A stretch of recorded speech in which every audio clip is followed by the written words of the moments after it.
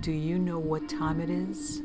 It's Supernatural StoryTime. And if you're easily scared, and even if you're not, there's only one thing left to do. Just turn off the lights, because these are stories that you listen to only in the dark.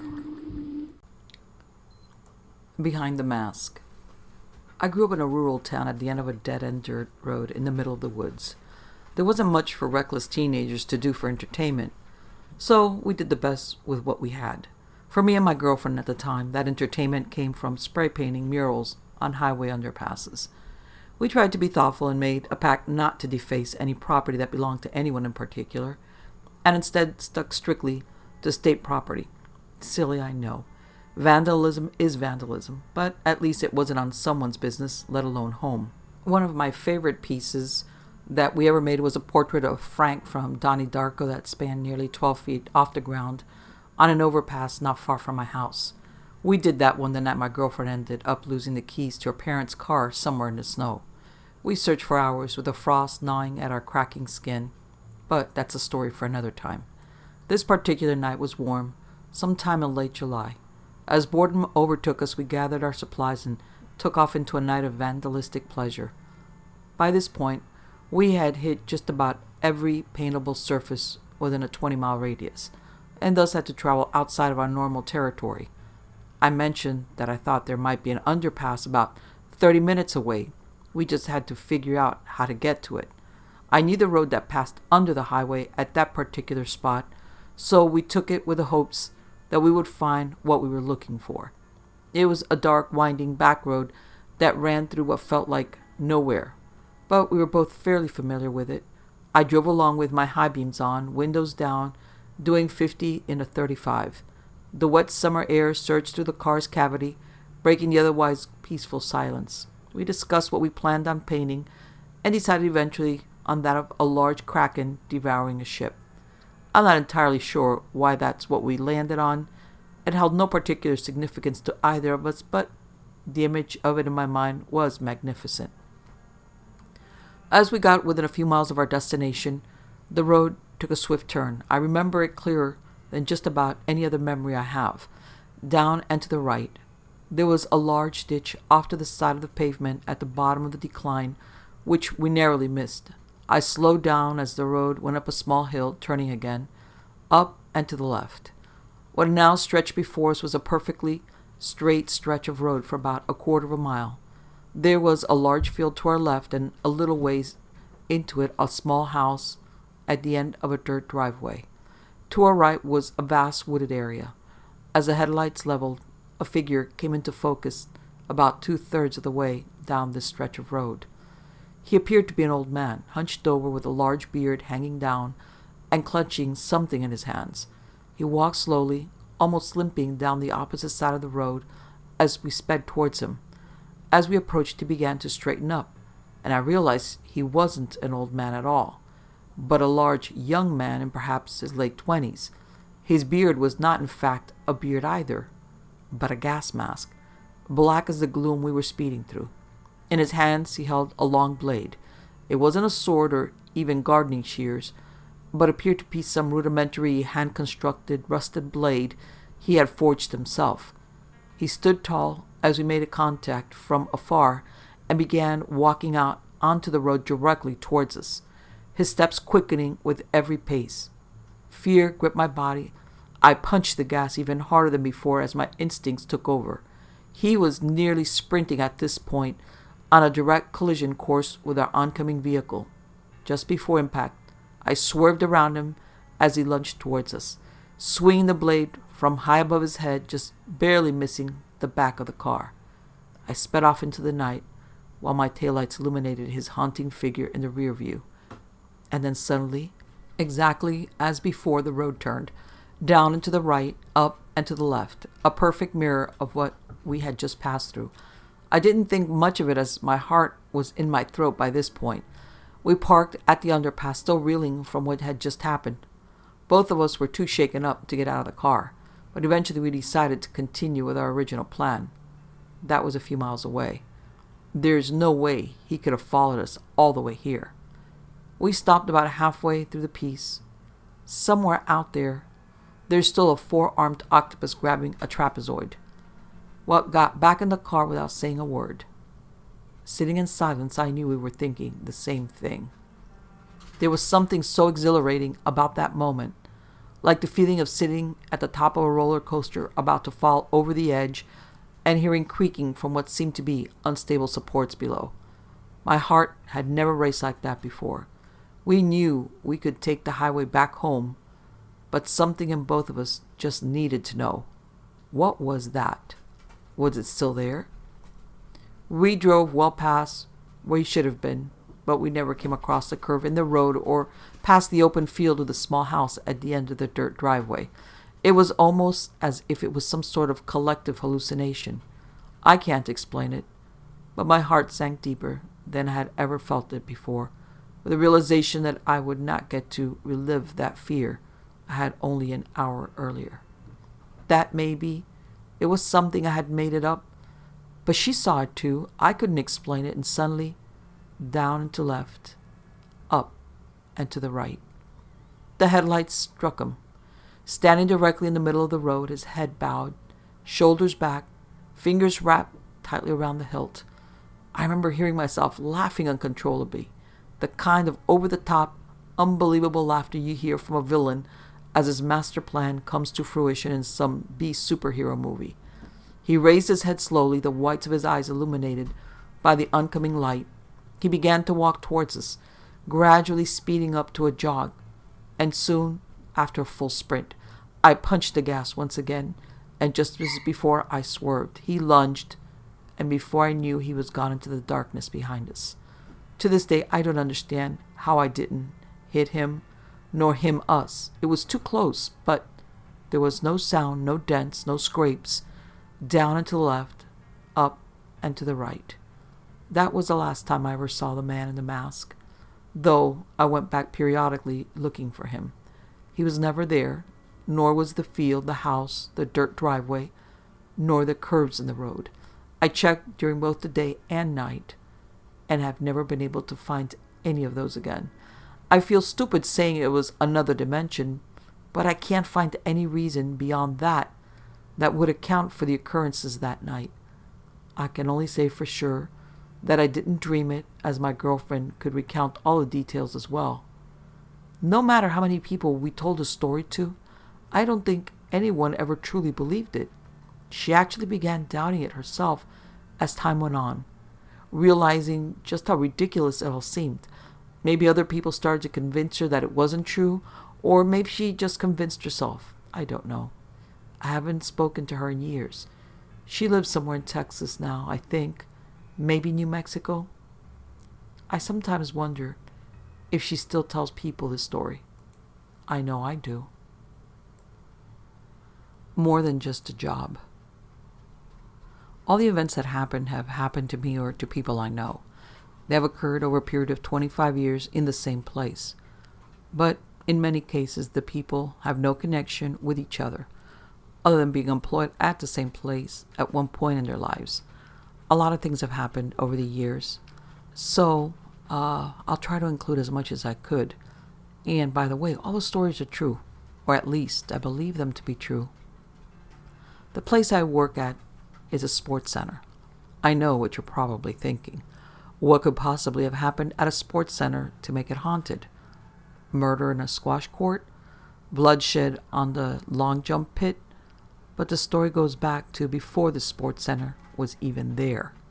I live in a small town in England, which has undergone quite a big regeneration over the last 10 years or so. Prior to this regeneration, the sports center was essentially one of the only things of interest in my town. It was built in 1991, and its construction was a massive event in the history of the town. The center was built just outside of the town in an open field. The center itself is very big, probably one of the largest centers in the country.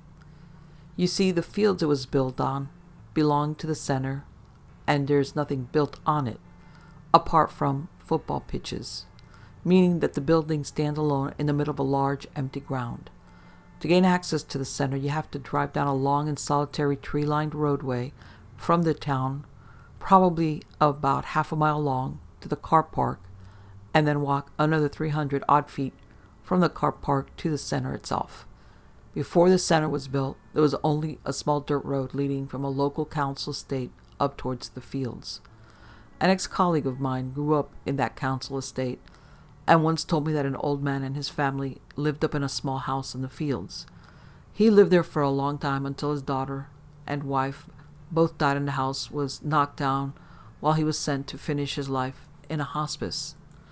The house was demolished, and the council was finally able to buy the land and start the construction of the sports center. I realize I keep saying sports center because I don't want to give the name of the place I work. From now on, I'll call it Sport All, a fictional name, but it will hopefully make the read easier. In 1991, Sport All opened its doors to the general public. A large spectacle was made of it, as it meant new facilities for the whole town. It also meant 100 or so jobs for the local people. My mother was one of those people first employed to work at Sport All, and she remains working there now. I'm only in my early 20s myself, so a lot of the stories originally come from what she was told because I wasn't even born when it first opened. Weird goings-on started from the very moment Sport All opens its doors. As I already mentioned, Sport All is a massive site, and the building itself is set into various wings and halls spread over 2 floors. When the center first opened, the offices where the managers worked were on the 2nd floor, just off from the bar area. This area is quite cut off from the rest of the center, as it only leads to a few offices, storerooms, and a fire escape out into the staff parking area. For this reason, there is no thoroughfare and is a generally eerily quiet part of the building.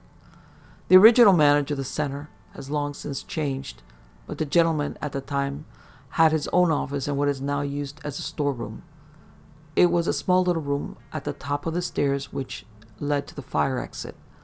There are several doors between this area and the other areas of the center, so he would have been quite isolated and away from colleagues as well as customers. My mother says that the manager would often speak to staff about the strange feeling he had when working in his office. On many occasions he said that he would get a chill run through his whole body, and he would feel like someone was standing behind his chair watching him. He once came out of his office white as a sheet because he said he had seen a black figure that stood for a split second in the doorframe of his office. He said that he felt so uncomfortable working in the office that he had to move. His desk and cabinets were taken to a different area of the building, and the office was turned into a storeroom. Over the following years, strange things continued to happen in this area of the building. It's generally known as the creche area, as there was once a room there used as a child care creche.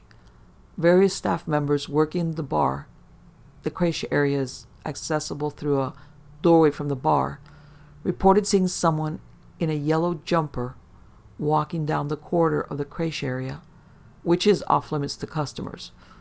But when following them to check where they were going, they would discover an empty corridor. A particularly strange event transpired when I was probably around 6 or 7 years old. I remember my mom coming home from work and her telling my dad about it in the kitchen while I listened in outside the door. A cleaner, Marie, was walking down the creche area stairs to reach the fire exit as she needed to put rubbish in the large bins which are stored in the staff parking area. Marie had 2 large bags of rubbish in her hands and stood at the bottom of the stairs attempting to push open the fire exit bar to get outside. Suddenly, she saw the bar of the fire exit pushed down by itself. The door flew open, and she felt a hand shove her in the small of her back. She was thrown out into a heap on the floor, turned around to see what pushed her, but the corridor was empty. She returned to the building and told a colleague about what had happened to her, upon which her colleague, a young guy of about 20, started shaking. He confessed to her that several weeks previously he too had been walking down the back stairs and had looked up out of the window to see an old woman stood behind him on the stairs. He spun around to see who this old lady was, but he was standing alone on the stairs. As a lot of the staff who worked at the center are quite young, there's quite a high turnover of new staff people. Some of them start working at the center when they're 18 and then leave when they're 24 or so. Some even only stay a few months. The point I'm trying to make is that there's often new people starting there. They have no connection with anyone else working or any knowledge of the ghostly going on, and yet have similar experiences. One example of this is from two teenage guys who were working at Sport Hall when I was probably 9 or 10. A delivery was being made overnight from some international company, delivering some gym equipment to the center. As it was coming from afar, someone needed to be in the center overnight to wait for it to arrive. The two guys who were asked were relatively new. I think back to how I was when I was 18, and I know the idea of staying in a huge sports center with another 18-year-old with access to trampolines and foam pits would seem like quality fun. So these two guys were told to wait overnight as a delivery would come at some time between midnight and 6 a.m. Okay, quick bit of technical info about Sport Hall. Sport Hall obviously has external phone connections, so customers can ring from outside of the center. However, the center also has an internal phone system, so areas like the gym, the bar, the sports hall, etc. can be telephoned, but only internally. The gym, for example, can't be phoned from outside the center, but someone in the bar could internally call the gym. Got it? Some few hours after everyone had left, the two guys were up in the bar area, which is situated in a huge ballroom thing. As I said, it's a large center, and this area is often used for ballroom dancing and parties. The bar has a really high ceiling with a glass roof, which sounds terrifying when rain or hail falls on it. The guys were out behind the back of the bar in one of the kitchens making some food, most likely laughing and messing around, when suddenly the phone rang. The phone, which can only be reached by phoning from another internal line. The two guys went over to the phone and looked at the display. The display says where the call's coming from, and it read Crash. Before they could pick up the phone, it stopped ringing. Although naturally freaked out, they knew they had to check the area. Armed with a pool cue each, they first checked the Crash area, found nobody, so proceeded to check the remainder of the building. They found no one. The guys sat back up in the bar area, completely terrified by what had just happened. They were the only people in the building. So how could someone be ringing them? Not just that, but the Crash area has to be reached by going through the bar. If anyone had gone through to the Crash, surely they would have seen them. And if they had tried to leave through a window or a fire exit, then the alarms would have gone off. They both sat there wondering what to do, when the phone rang again. This time they locked themselves in the kitchen and waited for the delivery driver to arrive before they ran out of the place. It would seem that the majority, if not all, of the spooky happenings occur in the Crash area. There have been instances in other areas of the center too, such as in the gymnastics hall.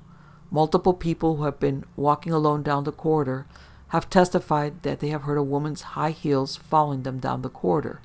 The unnerving thing about this is that the footsteps continue even when you've stopped walking. Another area of particular interest is the balcony area, which runs above the gymnastics hall.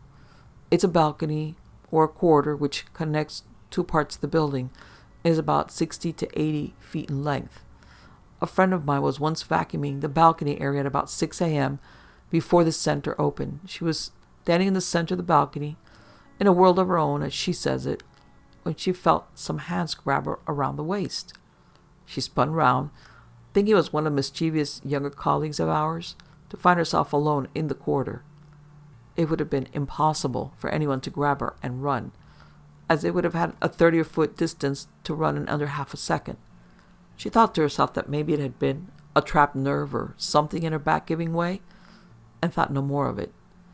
As she got home later and undressed, she noticed two long red lines, as she described them as pressure marks, on either side of her midriff. I started working at Sport Hall myself back in 2008, and my first job was working on events as a glass collector and washer. I loved doing that job, but the one downside to it was taking out the rubbish.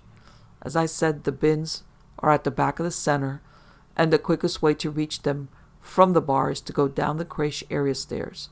On many occasions, the lights would not be on at the switchboard, and I would have to take the bags down in complete darkness. On most of these occasions, I would keep my cool until I was halfway down the stairs, and then I would sprint down the remaining stairs, fly out the fire exit, dump the rubbish, and sprint back upstairs again. On one particular morning, I was working with an older colleague of mine, and we were moving food from one storeroom to another. The first storeroom was just through the doors from the bar area on the left-hand side, and the second one was just further down the corridor, through a set of doors, and at the end of the next corridor, the original manager's first office, if you remember from the start. I had taken the keys to unlock the first storeroom and left them in the lock as we loaded up our arms to move the stock to the second storeroom. My colleague and I walked down the corridor through the door, down the second corridor, and to the second store door. She pulled the door and realized it was locked. Just unlock the door, she asked me, to which I said, "Oh, damn, I left the keys in the storeroom door." I put my boxes down on the floor and went to go retrieve the keys. As I turned around, I noticed something on the floor behind me. It was the keys.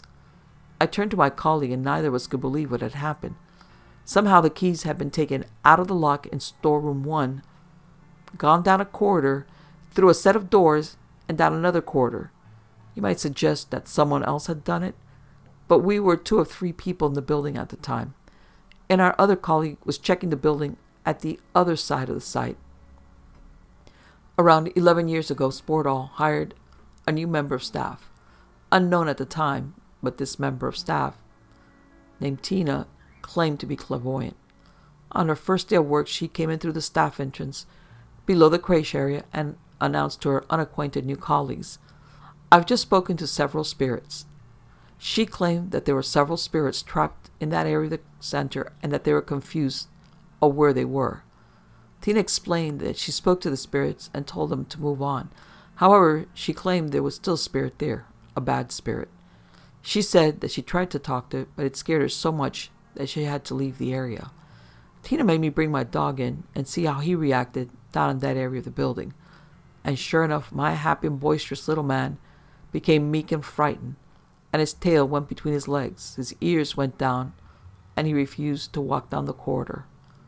Tina was overjoyed by this reaction, as it confirmed what she said. I must admit, for a long time, even before Tina started working at Sportall, and I was an obnoxious child running around the center, waiting for my mom to finish work, this area always made me feel uneasy. It's a windowless corridor, used for storage, but it feels like there's definitely something watching you as you walk down there. 2 more stories quickly before I end it, and I've saved the best for last.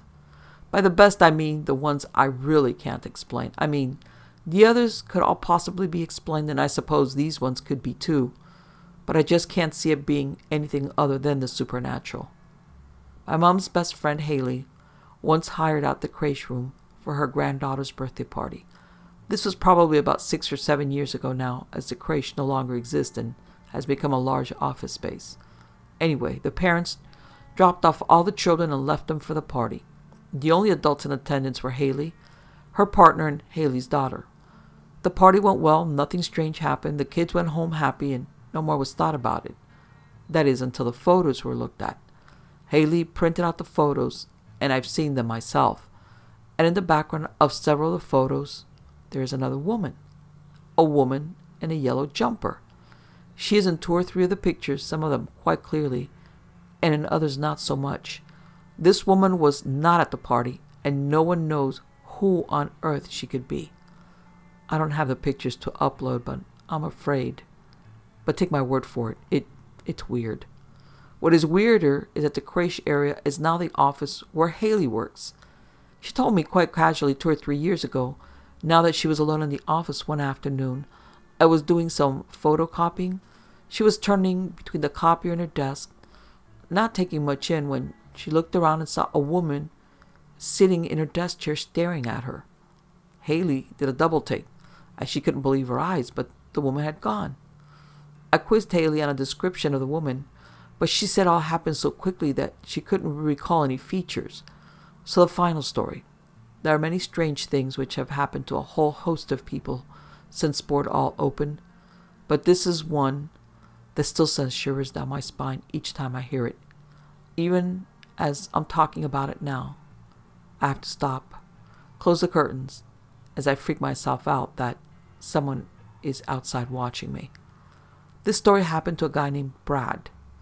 Brad was what you could call a hard man. He was a muscle machine. He took no nonsense from anyone, and you wouldn't give him any. He wasn't an old guy, probably only mid-20s, but he just seemed wise to the world. Anyway, a few Christmases back, there was a problem where the alarms kept going off overnight.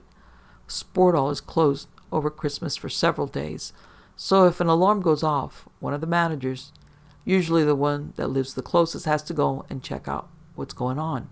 Brad, being the hard man that he was the unlucky one who got the call on Christmas morning at around 1 a.m. I wouldn't describe myself as cowardly at all. Hey, I'd even go so far as to say I'm quite brave. But there is no way you would get me entering Sport Hall by myself at 1 a.m.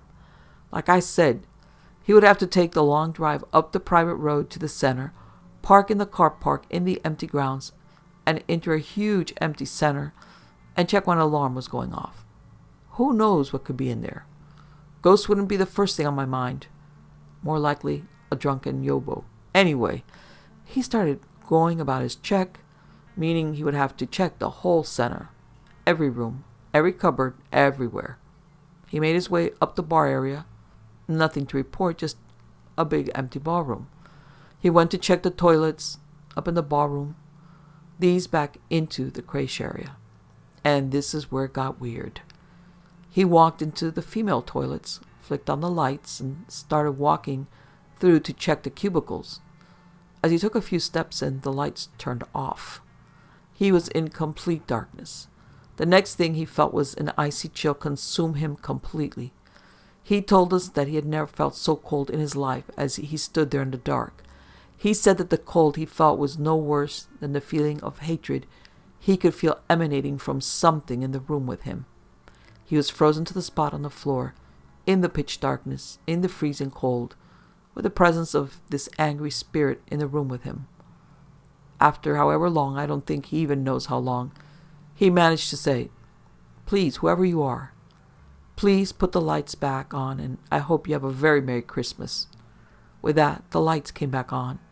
The feeling of cold left him, and he was able to run out of there as quick as his legs would carry him. He told very few people of what had happened, as I think he feared his macho status might be taken from him. But I know that he felt genuine fear that night. So, that's my story. And, truth be told, I still don't know who the ghosts or ghosts are that are haunting Sport Hall. The lizard thing. I never had many friends, but the ones I did were sort of dicks. There was Theodore, Garfield, Glenn, and myself, each of us social outcasts for various reasons. Teddy was formerly the head quarterback of our high school, although he was relieved of his extremely popular stance due to Angelica Blake spreading rumors about him giving her some sort of STD that I cannot remember now. He left the football team by choice. Garfield was Teddy's younger brother by 4 years. He was a freshman 2 grades below me and a big brat. He was a gamer, thin and gangly, with a shitty attitude and sour face. He looked up to Teddy, and that was about it. Glenn was a year under me, although we were the same age, separated by just 3 weeks. She was a beauty queen with a personality to match. Glenn was unpopular because of her undying loyalty to Teddy, who she pretty much lusted after ever since she moved here our freshman year. Our town is really small and right off a major highway. There isn't much there aside from a few gas stations, corn, and trees. My house was in the middle of acres of trees, and because of my parents' hipness, we often spent a lot of time there. It was freshly summer. Just a week ago, classes had let out. We all sat around my houseboard, Glenn's face plastered in a book, Teddy and I side by side playing Nintendo, and Garfield throwing either food or toys at my dog. It was getting dark. My parents were both gone on business trips. Teddy paused the game and asked what that noise was. Everyone looked around, hearing a faint buzzing noise that was slowly growing louder. "I don't know," I replied, unsure what would make that noise in my house. As the noise continued, we realized it was outside. Teddy, the eldest and biggest of us, stood up and looked out the window. I followed him, peeking under his arm through the window into the murky dark. He looked around for a while and then shrugged. "Nothing, I guess." We resumed our Super Smash Brothers match. Hours later, it would be bedtime. I'm guessing this was around 3 or 4 in the morning. Len was already asleep, snuggled against Garfield's shoulder. Teddy and I were still up, playing cards at the table in my living room. And then, all of a sudden, a noise made me look up at him. He looked a bit puzzled, looking up over my head out the kitchen window. "Scar, it's that noise again," Teddy said quietly, sliding off the chair and walking into my kitchen. I followed him, sliding in between him and the kitchen window so I could look as well. I was easily half the size of Teddy, if not more, so I assumed that as when the light shone on us, it only illuminated Teddy. He grabbed onto me, I guess out of instinct, and pulled me away from the window. "What the hell was that?" he asked quietly. I was scared, shaking against the wall. His left hand still rested on my shoulder.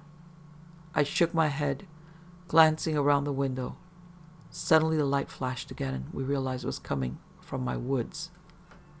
"That light is way too bright to be a flashlight," Teddy said, his brow furrowed into irritated curiosity. He turned around, pulling me with him, and headed into the living room. "Garfield, wake up!" He shook his brother, who grumbled a few sleepy swears before blinking the sleep from his eyes. "What?" Garfield huffed, sitting up. Glenn whined a bit in her sleep, but didn't wake up. Teddy shushed him and pulled him off the couch. He turned to me, bright blue eyes attempting to mask how scared he was. "Stay here, okay?" Teddy told me before he pulled Garfield out the front door. In the dark, I could see him mouth, "Lock this." And I did. 30 minutes passed, with no sign of Teddy or Garfield. I was beginning to feel panicked, or more so than earlier. I got up and looked out the kitchen window, seeing something moving in the matte black sky. I squinted a bit and realized it was the belly of a plane, and I could barely make out camo on it. The plane was insanely low to the ground, much lower than I was comfortable with. I was used to the Air Force flying their jets and helicopters over our house in the night, but this low? I scuttled away from the window and opened the front door slowly, as not to let it creak into the eerily silent morning. I stood in the silence, now even more afraid.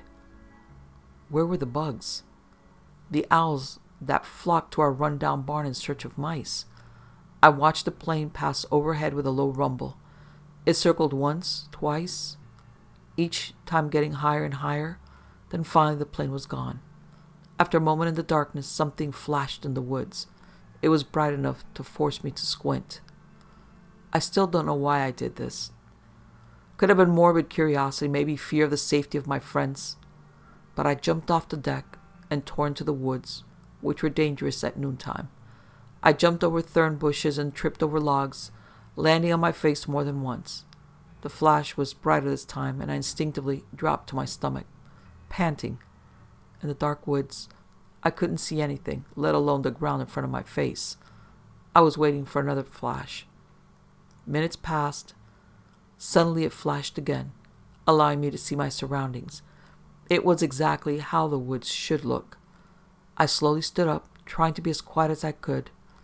I creeped slowly through the brush, pulling thorns from my throbbing bare knees. I stopped when I heard a noise to my left. Footsteps trying to be quiet, like my own. I looked that way, straining my eyes in the darkness.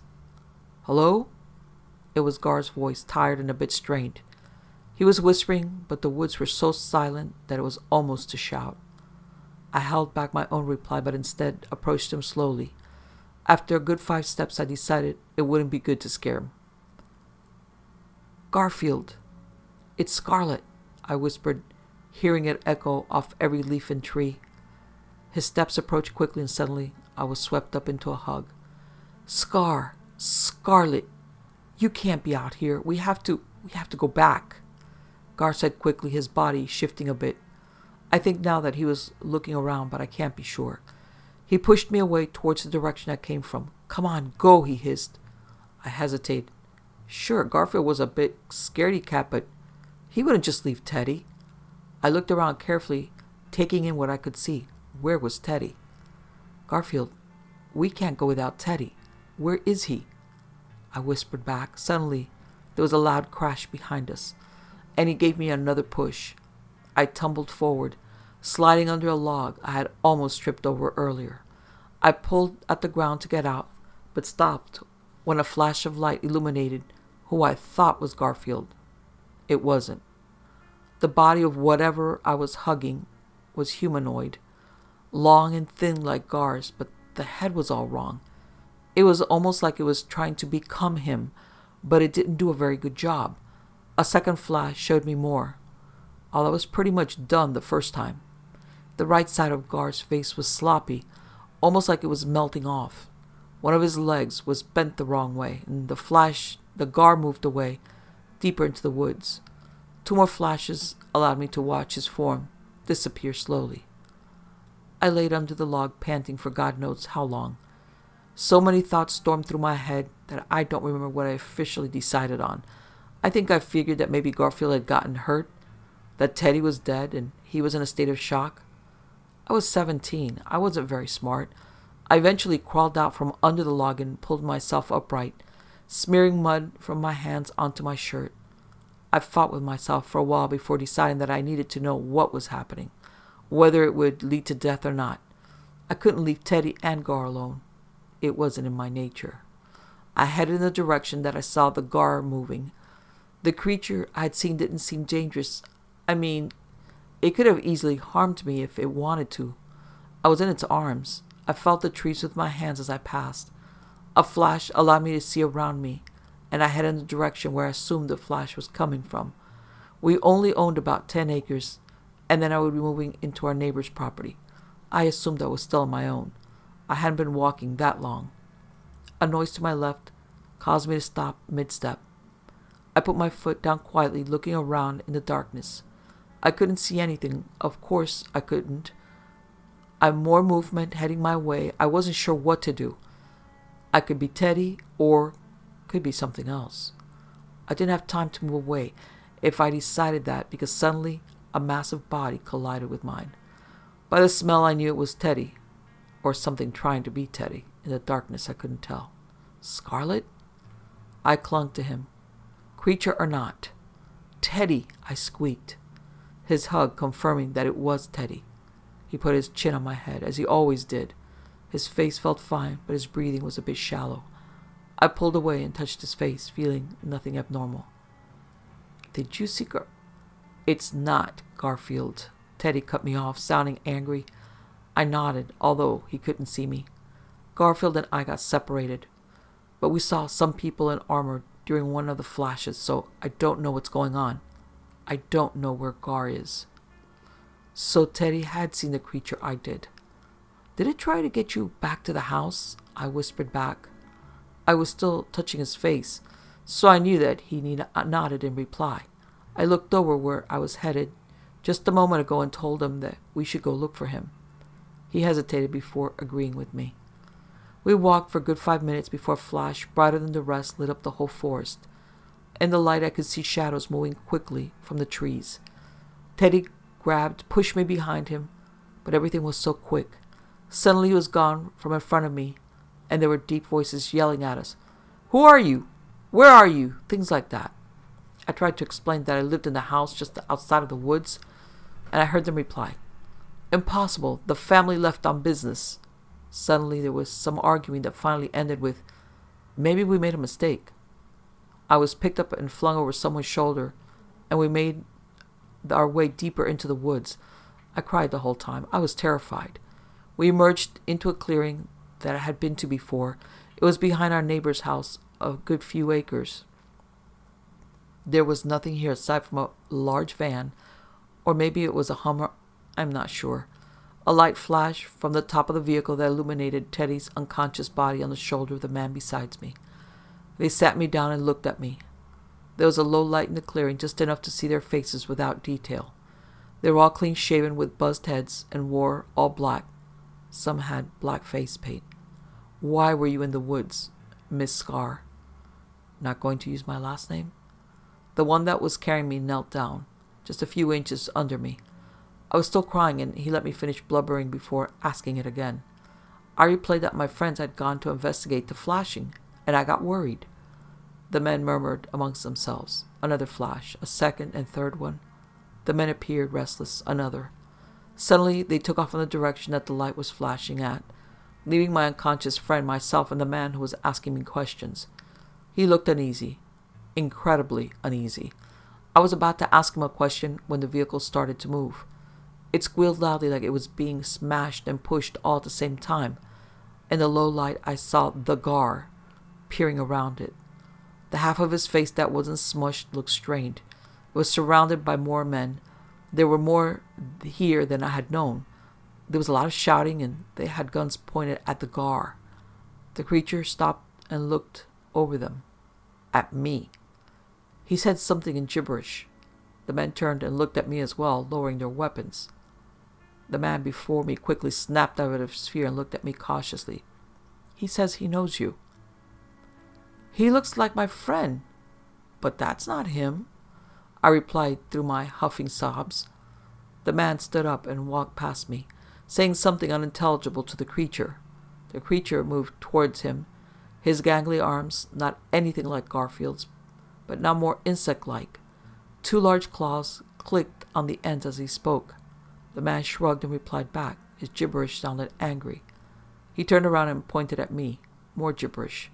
Suddenly the creature became enraged, slamming the vehicle around. He pushed past the men and came towards me. I began to scream and tried to run, but ended up tripping over the still unconscious Teddy.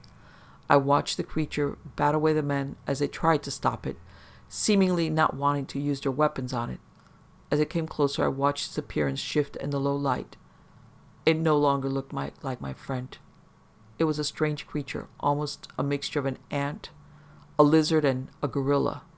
It had spindly legs and arms with large claws, antennae, and a large mouth that showed large teeth, some flat, some sharp. Now, I don't know what it said to me, but this is phonetically how it sounded. Karentabinti. It had an upward inflection. I assumed it was a question. I shook my head, looking at the men for help. They were as confused as I was, I guess, for they looked at each other. The creature repeated it twice more. It was growing irritated. I could tell by the harshness of its shrill voice. It leaned towards me with a claw extended. Timidly I reached out, and it pulled me up off the muddy ground. Karen, remember me? It asked. I shook my head. I didn't understand. The claw still held my hand, dwarfing it. You do not remember me? Its English sounded exactly as Gar's did. His southern accent and everything. It was right. I didn't remember it. I had never seen this fucking thing in my life, and if I did, I don't have any recollection. It shifted its weight on its bony legs. I could see a tail-like thing swing behind it. The tail pulled up and pointed at me, looking almost appendage-like. Why do you forget so easily? A question, for some reason, shot pain into my chest.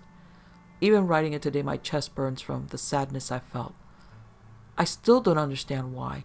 I still don't remember the creature from any time before. The creature looked defeated and turned to the men. Everything happened in a flash. Gibberish, they loaded it up. The last thing I remember is one more flash of light. When I woke up, I was in my living room, laying down on the carpet with Teddy's stomach under my head. I shot up, feeling insanely dazed. I looked around, my head swimming. I assumed that everything was a dream, but I noticed I still had mud down the front of me. Teddy looked no better. At the time, I barely remember anything, aside from looking for Garfield and Teddy. That's when I shot up, stumbling around my living room a bit. Garfield wasn't there. I looked around the house the best I could. My eyes felt like they were in a bowl of soap. I stumbled out the front door and found Garfield asleep on the deck. In the noonday sunshine, he was shirtless with a small mark on his collarbone. Neither Teddy nor Garfield remember what happened. To this day, they have no recollection of that night. I have told them the story multiple times, but they say it was just a dream. Neither of them talk about why they woke up dirty, why Garfield was outside, and what that mark was.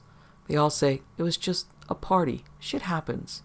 We probably drank, but we didn't, and it wasn't a party. At night, I still see planes swirling around my house. Sometimes I see faint flashes of light in the back of my woods, but only once or twice. Sometimes I wonder exactly what happened. Other times, I try to forget the whole thing completely. Whenever I think about it, my chest burns so furiously that I cry. It's not a physical pain, it's an emotional pain, almost like the pain of a breakup. What sort of emotional thing did I have with that creature? Why can't I remember it?